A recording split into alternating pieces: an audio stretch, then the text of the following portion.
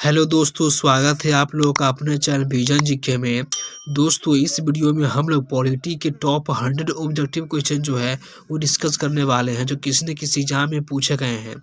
तो चलिए वीडियो को स्टार्ट करते हैं। आपका पहला सवाल देखिए क्या बोला गया है कि भारतीय संविधान सभा के अस्थायी अध्यक्ष कौन थे। तो भारतीय संविधान सभा के अस्थायी जो कि आपका अध्यक्ष थे ना, वो सच्चिदानंद सिन्हा थे। कौन थे? सच्चिदानंद सिन्हा थे। उसके बाद आपका अगला सवाल देखिए क्या बोला गया है कि संविधान सभा के अस्थायी अध्यक्ष कौन थे। तो संविधान सभा के जो अस्थायी अध्यक्ष थे आपके डॉक्टर राजेंद्र प्रसाद थे। कौन थे? डॉक्टर राजेंद्र प्रसाद थे। ऑप्शन नंबर ए जो है ना इसका, सो इसका आंसर हो जाएगा। ठीक है। उसके बाद आपका अगला सवाल है कि भारतीय संविधान किस देश के संविधान से अधिक प्रभावित है। तो इसका ऑप्शन नंबर बी मतलब ब्रिटेन जो है ना, ब्रिटेन के संविधान से जो हमारा संविधान है अधिक प्रभावित आपका है। उसके बाद आपका अगला सवाल है कि मौलिक अधिकार संविधान के किस भाग में है। तो मौलिक अधिकार जो है संविधान के आपका भाग 3 में पड़ता है। कहाँ पड़ता है? भाग 3 में है। उसके बाद आपका अगला सवाल है कि डीपीएसपी जो है ना, डीपीएसपी किस भाग में आता है। तो डीपीएसपी भाग 4 में आता है। किस में आता है? भाग 4 में आता है। उसके बाद आपका अगला सवाल है 6 नंबर में। देखिए क्या बोला गया है कि राष्ट्रपति किस प्रकार का वीटो का प्रयोग कर सकते हैं। तो राष्ट्रपति आपका पूर्ण, निलंबन, जेब वीटो, सभी प्रकार के वीटो का प्रयोग हमारा राष्ट्रपति जो है सो कर सकते हैं। ठीक है। उसके बाद आपका अगला सवाल है 7 नंबर में कि भारत में कुल कितने मौलिक कर्तव्य हैं। तो भारत में कुल 11 को जो है ना आपका वो मौलिक कर्तव्य है। उसके बाद आपका 8वां नंबर क्वेश्चन में देखिए क्या बोला गया है कि निर्वाचन आयोग का गठन किस अनुच्छेद के तहत होता है। तो अनुच्छेद 324 के तहत ना आपका निर्वाचन आयोग का गठन किया गया है। ठीक है। उसके बाद आपका अगला सवाल है देखिए 9 नंबर में कि इमरजेंसी यानी कि आपातकाल कितने प्रकार के होते हैं। तो आपका इमरजेंसी यानी कि आपातकाल जो है ना आपका वो 3 प्रकार के होते हैं। कितने प्रकार के होते हैं? 3 प्रकार के होते हैं। उसके बाद 10 नंबर क्वेश्चन देखिए क्या बोला गया है कि राष्ट्रपति का कार्यकाल कितने वर्ष का होता है। तो राष्ट्रपति का कार्यकाल जो होते हैं ना वो 5 वर्षों का होता है। ऑप्शन नंबर बी जो है सो इसका राइट आंसर हो जाएगा। ठीक है। उसके बाद देखिए आपका 11 नंबर क्वेश्चन में देखिए क्या बोला गया है कि भारत में राज्यसभा के सदस्यों की अधिकतम संख्या कितनी होती है। तो आपका 250 होते हैं। कितने होते हैं? 250 होते हैं। उसके बाद पूछेगा आपसे कि 12 नंबर में कि लोकसभा की जो अधिकतम संख्या होती है 552 होते हैं। कितने होते हैं? 552 होते हैं। उसके बाद आपका अगला सवाल है 13 नंबर में, यूपीएससी की स्थापना कब हुआ था। तो यूपीएससी की स्थापना 1926 में किया गया था। कब किया गया था? 1926 में किया गया था। उसके बाद सवाल है 14 नंबर में कि कैग कौन नियुक्त करता है। तो कैग को आपका राष्ट्रपति जो है ना वो आपका नियुक्त करते हैं। राष्ट्रपति करते हैं, कैग को नियुक्त करते हैं। उसके बाद आपका 15 नंबर क्वेश्चन में देखिए क्या बोला गया है कि भारत का सर्वोच्च विधि अधिकारी कौन होता है। तो भारत का सर्वोच्च विधि अधिकारी जो होते हैं एजीआई मतलब कि अटॉर्नी जनरल जो होते हैं ना आपका, भारत का सर्वोच्च विधि अधिकारी होते हैं। ठीक है। उसके बाद आपका अगला सवाल है 16 नंबर में कि मौलिक अधिकारों को हटाया नहीं जा सकता है, यह कथन किसने कहा था। तो आपका गोलकनाथ केस में ये बताया गया है कि मौलिक अधिकारों को हटाया नहीं जा सकता है। ठीक है। इसका आंसर ऑप्शन नंबर बी हो जाएगा। उसके बाद आपका अगला सवाल है 17 नंबर में कि 42वां संविधान संशोधन किसे कहा जाता है। तो 42वां संविधान संशोधन जो है उसको हम मिनी संविधान के नाम से हम उसको जानते हैं। ठीक है। उसके बाद आपका 18 नंबर क्वेश्चन में देखिए क्या बोला गया है कि भारत की पहली महिला राष्ट्रपति कौन थी। तो भारत की पहली महिला राष्ट्रपति जो थी प्रतिभा पाटिल थी। कौन थी? प्रतिभा पाटिल, श्रीमती प्रतिभा पाटिल आपका था। उसके बाद सवाल है कि समानता का जो अधिकार है किस अनुच्छेद में है। तो समानता का अधिकार 14 से लेकर के 18 आर्टिकल में जो है समानता का अनुच्छेद अधिकार से रिलेटेड उसमें बताया गया है। उसके बाद आपका 20 नंबर क्वेश्चन में देखिए क्या बोला गया है कि राज्यपाल का कार्यकाल कितना होता है। तो राज्यपाल का जो कार्यकाल होता है राष्ट्रपति के विश्वास तक होता है। क्या होता है? राष्ट्रपति के विश्वास तक राज्यपाल का कार्यकाल होता है।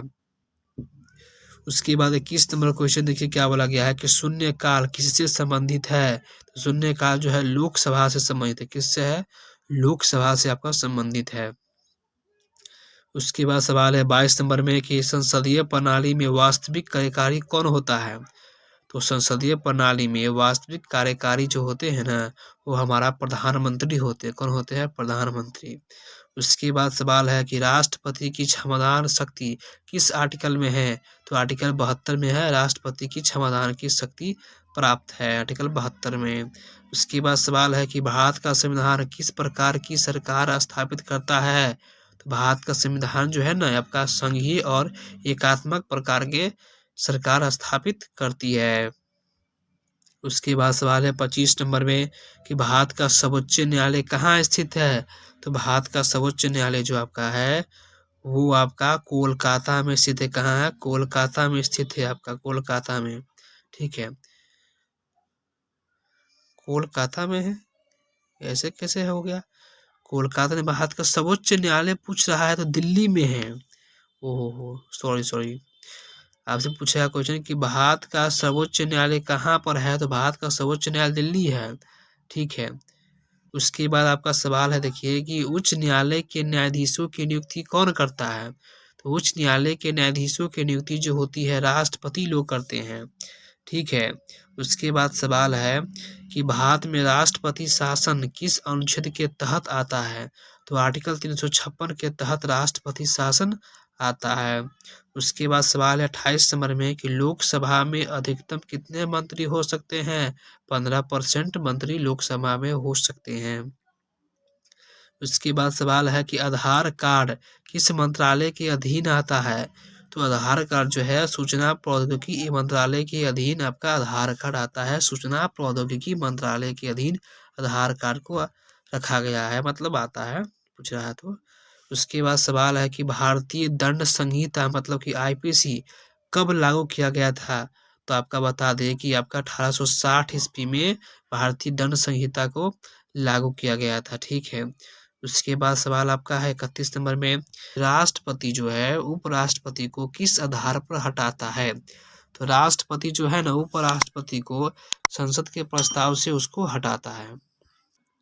32 नंबर क्वेश्चन में बताया गया है कि एक देश एक चुनाव अवधारणा किससे से संबंधित है? तो आपका ये आपका सभी से है, मतलब चुनाव आयोग से भी है, लोकसभा विधानसभा से भी है, ईसीआई से भी आपका संबंधित है। ठीक है, उसके बाद आपका सवाल है कि भारत में भाषाओं की अनुसूची कौन सी है?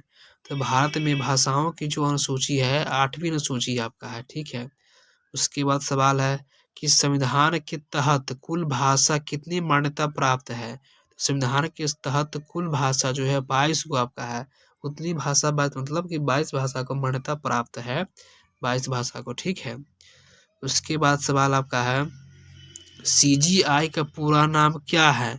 तो सीजीआई का पूरा नाम आपका जो हो जाएंगे चीफ जस्टिस ऑफ इंडिया है। क्या है? चीफ जस्टिस ऑफ इंडिया है। सीजीआई का फुल फॉर्म सीजीआई का फुल फॉर्म आपका है। ठीक है, सीजीआई का फुल फॉर्म है चीफ जस्टिस ऑफ इंडिया है। ठीक है, उसके बाद 36 नंबर में सवाल है कि पंचायत किस अनुच्छेद के तहत आता है? तो आर्टिकल 243 के अंतर्गत ना आपका पंचायत को रखा गया है, आर्टिकल 243 के अंतर्गत। उसके बाद सवाल है कि नगर निकाय किस आर्टिकल से संबंधित है? तो नगर निकाय जो है आर्टिकल 243 के अंतर्गत क्या है, नगर निकाय को रखा गया है। उसके बाद सवाल है कि भारतीय नागरिकता किस अधिकार पर दी जाती है? तो भारतीय नागरिकता जो है जन्म के अधिकार आधार पर, वंश के आधार पर, पंजीकरण के आधार पर, मतलब कि सब उपरोक्त सभी के आधार पर हम भारत में उसको नागरिकता हम दे सकते हैं। ठीक है, तो यहाँ पे बताया गया है। उसके बाद सवाल है कि संविधान में कुल कितने अनुच्छेद है, कितने आर्टिकल है वर्तमान में? तो वर्तमान में है 465 से भी अधिक क्या है हमारा आपका आर्टिकल है, मतलब संविधान में वर्तमान के समय में। ठीक है, सो बताया गया है। उसके बाद सवाल आपका अगला है कि संविधान में कुल कितनी अनुसूचियां हैं? संविधान में कुल आपका 25 अनुसूचियां, मतलब संविधान में अनुसूची पूछा है ना, तो संविधान में कुल अनुसूची की संख्या 12 है, मतलब कि 12 हो गया। ठीक है, उसके बाद सवाल है कि लोकसभा का गठन किसके द्वारा होता है? तो जनता के द्वारा होता है। राज्यसभा में सदस्य कितने वर्षों के लिए चुने जाते हैं? तो 6 वर्षों के लिए चुने जाते हैं। पंचायती राज किसकी सिफारिश पर लागू होता है? तो बलवंत राय मेहता की सिफारिश पर पंचायती राज जो है लागू होता है। आधारभूत संरचना अधिकार किसके अंतर्गत आता है? डीपीएसपी के अंतर्गत आता है, ठीक है। उसके बाद सवाल आपका है कि शिक्षा का अधिकार किस वर्ष लागू हुआ था? 2009 में शिक्षा के अधिकार को लागू किया गया था। इसके बाद नल एंड वॉइड का अर्थ क्या है? शून्य और अमान्य है। न्यायिक सक्रियता किससे जुड़ा हुआ है? न्यायपालिका से जुड़ा हुआ है। जनहित याचिका किसने शुरू की थी? सुप्रीम कोर्ट ने जनहित याचिका को शुरू किया था। अंग्रेजी भारत की आधिकारिक भाषा कब बनी? 1965 ईस्वी में अंग्रेजी जो है भारत की आधिकारिक भाषा बनी थी। उसके बाद सवाल है 50 नंबर में कि राष्ट्रपति को हटाने की प्रक्रिया महाभियोग है। विधानसभा में अधिकतम सदस्य की संख्या कितनी है? तो 500 है। राज्यपाल की उम्र कम से कम कितना होता है? 35 वर्ष होने चाहिए, तब वो राज्यपाल के लिए एलिजिबल हो सकते हैं, ठीक है। सीबीआई किसके अधीन आता है? कार्मिक मंत्रालय के अधीन सीबीआई आते हैं। राष्ट्रीय मानवाधिकार आयोग की स्थापना 1993 ईस्वी में किया गया था। राष्ट्रीय मानवाधिकार आयोग की स्थापना। उसके बाद सवाल है कि नीति आयोग का जो गठन किया गया था 2015 में किया गया था। MPLADS किससे संबंधित है? तो संसद विकास निधि से संबंधित है। भारत का सर्वोच्च न्यायालय किस प्रकार का न्यायालय है? भारत का जो सर्वोच्च न्यायालय है वो किस प्रकार का न्यायालय है? तो आपका ये अपीलीय, मूल व परामर्शदात्री प्रकार के क्या है? ये आपका न्यायालय है। राज्यसभा का अध्यक्ष कौन होता है? उपराष्ट्रपति होते हैं। लोकसभा का अध्यक्ष कौन चुनता है? लोकसभा के सदस्य चुनते हैं। संविधान का संरक्षक कौन है? सुप्रीम कोर्ट जो होते हैं संविधान का संरक्षक आपका होते हैं। राज्यपाल की रिपोर्ट पर राष्ट्रपति शासन कब लगता है? 356 में लगता है। और मतलब 356 आर्टिकल में मौलिक अधिकारों का प्रवर्तन किस अनुच्छेद में बताया गया है? तो आर्टिकल 32 में बताया गया है। मंत्रिमंडल किसके प्रति जिम्मेदार है? तो लोकसभा के प्रति जिम्मेदार है। भारत में किसकी नागरिकता दोहरी नहीं है? तो भारतीय की। राष्ट्रगान की अवधि है 52 सेकेंड अवधि है। उसके बाद सवाल है कि राष्ट्रीय ध्वज में चक्र की तीलियों की संख्या होती है 24 होती है। राष्ट्रपति और उपराष्ट्रपति का चुनाव कौन करता है? चुनाव आयोग करता है। NIC किससे संबंधित आपका है? NIC कंप्यूटर नेटवर्क से संबंधित है। संविधान सभा का गठन किस अधिनियम से है? कैबिनेट मिशन 1946 के अधिनियम से है। फेडरल शब्द क्या है? संघीय व्यवस्था है फेडरल शब्द आपका, ठीक है। उसके बाद सवाल है कि राष्ट्रपति का चुनाव किस पद्धति से होता है? STV प्रोपोर्शनल रिप्रेजेंटेशन पद्धति से होता है। भारत में कितने प्रकार की निर्वाचन प्रणाली है? 2 प्रकार की है, एक है FTP, एक है STV। राज्यसभा को कौन भंग कर सकता है? कोई नहीं भंग कर सकता है। सस्पेंशन ऑफ फंडामेंटल राइट्स कब आया था? राष्ट्रपति आपातकाल के समय में आया था। लोकतंत्र में सर्वोच्च शक्ति किसके पास है? जनता के पास है लोकतंत्र में सर्वोच्च शक्ति। उसके बाद सवाल है कि मतदान की न्यूनतम आयु 18 वर्ष। PMO का पूरा नाम क्या है? प्रधानमंत्री कार्यालय। भारत में नागरिकता किस अधिनियम से दी जाती है? तो भारत में जो नागरिकता है आपको नागरिकता अधिनियम 1955 के तहत दिया जाता है। विहप किससे संबंधित है? राजनीतिक दल से संबंधित है। पंचायती राज त्रिस्तरीय व्यवस्था कब लागू हुआ था? 1992 में। उस समय 73वां संविधान संशोधन के समय में लागू हुआ था, ठीक है। भारत का संविधान कब लागू हुआ था? भारत का संविधान जो है 26 जनवरी 1950 को भारत का संविधान लागू किया गया था। उसके बाद सवाल आपका है कि संविधान की प्रस्तावना को किसने संविधान की आत्मा कहा था? तो संविधान की प्रस्तावना को आपका संविधान की आत्मा जो है डॉक्टर EN पालकीवाला ने ही आपका संविधान के प्रस्तावना को संविधान की आत्मा कहा था, EN पालकीवाला ने। उसके बाद सवाल है कि भारत में राष्ट्रपति का निर्वाचन किसके द्वारा होता है? तो निर्वाचन मंडल के द्वारा आपका भारत में राष्ट्रपति का निर्वाचन होता है। तो सवाल है कि राइट टू एजुकेशन संविधान में किस अनुच्छेद के तहत शामिल है? तो आर्टिकल 21A के तहत क्या है? सवाल है कि भारत का प्रथम नागरिक कौन होता है?